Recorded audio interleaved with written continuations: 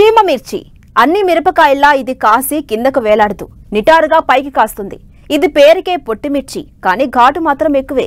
ఒక్కసారి నోటికి తగిలిందనుకో చెప్పలేనంత మంట పుడుతుంది. అందుకే మార్కెట్లో దీనికి డిమాండ్ ఎక్కువ. ఇది దేశీ రకం. సహజంగా అడవుల్లో కాసే ఈ మిరపను అభివృద్ధి చేసి గిరిజన రైతుల చేత సాగు చేయిస్తూ బైబ్యాక్ ఒప్పందంపై కొనుగోలు చేస్తున్నారు అల్లూరి సీతారామరాజు జిల్లాలోని సుస్త్రీయ సేంద్రియ వ్యవసాయ సంఘం.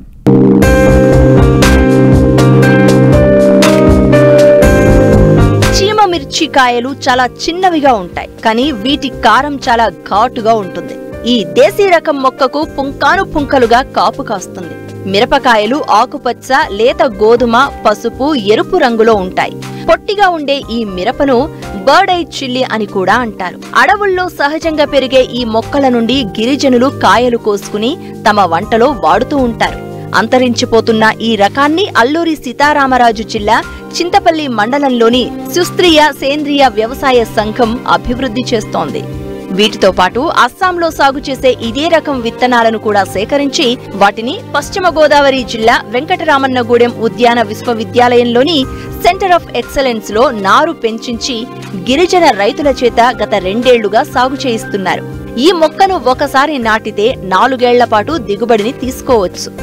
ఏడాదికి 3 కోతల చొప్పున ఒక్కో మొక్క నుండి 12 కిలోల దిగుబడిని పొందవచ్చు.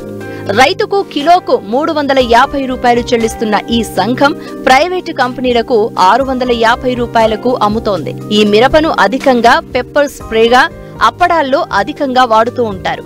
ఈ కారం ఆరోగ్యానికి ఎంతో మంచిది. ముఖ్యంగా శరీరంలో ఉన్న కొవ్వును కరిగించడమే కాకుండా గుండె జబ్బులు రాకుండా చేస్తోంది. ఆస్తమా ఉన్నవారు ఈ కారం వాడితే తగ్గుతుంది. మా యొక్క సొసైటీలో గత 2 సంవత్సరాల నుంచి చీమ మిర్చి అని ఒక మిరపకాయలని మనం రైతులకు పరిచయం చేస్తూ ఉన్నామండి. ఈ చీమ మిర్చి సుమారుగా ఒక్కసారి నాటినట్లయితే 4 సంవత్సరాల వరకు అది పంటనిస్తూ ఉంటుంది. పెరినియల్ క్రాప్గా అది మనం ఒక రైతు తీసుకోవడానికి అవకాశం ఉంటుంది కనుక మరి చీమ మిర్చిని మేము మరి యూనివర్సిటీలో doctor YS Rajasekhar Reddy university మరి అక్కడ నుంచి ఇంప్లిమెంట్ చేసి దాన్ని అభివృద్ధి పరిచి అక్కడ నుంచి తీసుకొచ్చి రైతులకు నేరుగా ఇవ్వటం జరుగుతూ ఉంది. ఈ యొక్క చీమ మిర్చి విత్తనాలు సంబంధించిన మొక్క అయితే ఆ యొక్క మొక్క చిన్న దశలో మరి ఇచ్చినప్పుడు మరి అది భూమిలో నాటినప్పుడు మరి సకాలంలో నీరు అందించకపోగా మరి వాతావరణం సంబంధించి మరి వర్షాదిత దాని మీదే మరి పంటలు పండే అవకాశం ఉంటుంది కనుక ఇక్కడ రైతులందరూ కూడా ఇవి కొండపోడులోని అలాగే సదునుగా ఉండే భూముల్లోని మరి వేయటానికి అని చెప్పి రైతులకు మేము అందజేయడం జరుగుతూ ఉందండి. అయితే ఈ యొక్క చీమ మిర్చి మరి చూసుకున్నట్లయితే ఇది చిన్న దశలో మరి మొక్క ఎదిగే దశలో కాస్త గాబు తీసుకోవాల్సి ఉంటుంది. అయితే ఈ యొక్క మొక్కకి సహజంగా ఆకు తినేయటము మరి పురుగు ఈ రకంగా తినటం జరుగుతూ ఉంటుంది కనుక ఇంకా డిసీజ్ అన్నది వేరేగా ఏమీ ఉండవు కనుక మరి ఒకసారి పెద్ద అయినాక ఇంకా ఏ జబ్బులు కూడా ఈ యొక్క మొక్కలకు సంతరించవండి. అయితే ఈ చీమ మిర్చికి చిన్న దశలో అంటే ఎదిగే దశలో మాత్రమే కాస్త ఆకు తినేసే పురుగులు కాస్త వీటి మీద దాడి చేయడం జరుగుతుంది. దీనికి నీమాయిల్ అన్నది మేమే వారికి సప్లై చేస్తూ ఆ యొక్క పురుగుని నిర్మూలన చేసే అవకాశం ఉంది.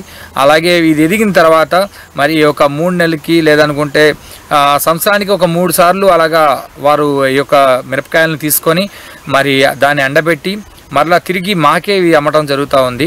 గత సంవత్సరంలో సుమారుగా ఒక 3 టన్నుల నుంచి 4 టన్నుల వరకు మేము రైతుల దగ్గర మేము కొనుగోలు చేసి మేము గుజరాత్ను పంపడం జరిగింది. ఈ యొక్క చీమ మిర్చి ప్రధానంగా చూసుకున్నట్లయితే మరి కేజీ 350 రూపాయల వరకు మేము వాళ్ళకి ఎండుది మేము ఆ యొక్క రేటు కట్టి మేము ఇవ్వటం జరుగుతూ ఉంది. ప్రతి ఒక్క రైతు కూడా మరి సుమారుగా ఒక 10-15 మొక్కలు వేసుకున్న వారు కూడా సుమారుగా ఒక సంవత్సరానికి ఒక 5 నుంచి 10 కేజీల వరకు వారు తీసుకొని వచ్చి మాకు అమ్మటం జరుగుతూ ఉంది. అయితే ఎకరాలు కూడా సాగు చేసేవారు కొంతమంది రైతులు ఉన్నారు. అలాగా మేము దగ్గర సుమారుగా 28 ఎకరాలకు ఈ యొక్క చీమ మిర్చిని ఇవ్వటం జరిగింది. మరి అతి కొద్ది కాలంలోనే మరి 3 టన్నుల వరకు మేము చేసి ఇతర రాష్ట్రాలకు మేము అమ్మటం జరుగుతూ ఉందండి. మరి ఇలాంటి ఆదాయాల్ని రైతులు తీసుకొని మరి ఇంటర్ క్రాప్గా వేసుకుంటూ మెయిన్ క్రాప్గా వేసుకుంటూ ఆదాయాన్ని పెంచుకుంటారని చెప్పి ఆశిస్తూ మరి మా తరపు నుంచి తెలియజేయడం జరుగుతూ ఉంది.